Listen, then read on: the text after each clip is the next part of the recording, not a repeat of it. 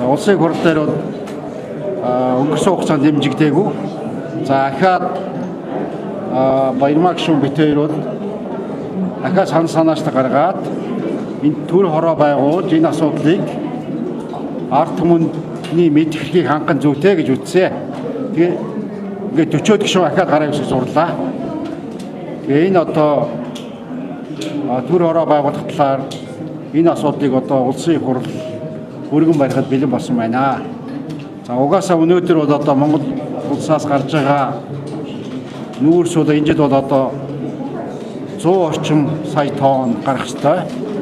За ингээд харьбины гэрээгээр бол $65 байгуулсан байгаа.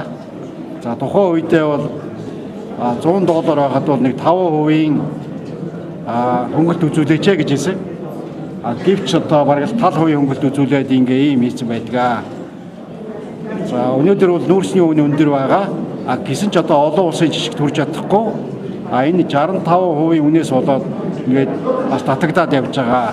Энэ асуудлыг одоо Монголын ард түмэн өөрийнхөө баялагтай эзний хувьд мэдэх хэрэгтэй.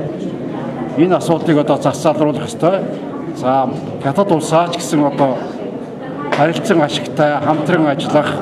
За бие биендээ бас үнэхээр хүлээж авахулцаар тийм саналыг тавьдгаа. За манай харин нөхдүүдээс ингээд алдагдaltaй гэрээ байгуул ингэж явах юмыг засуул зүгээрээ гэсэн юм санаачлал гаргаж байгаа.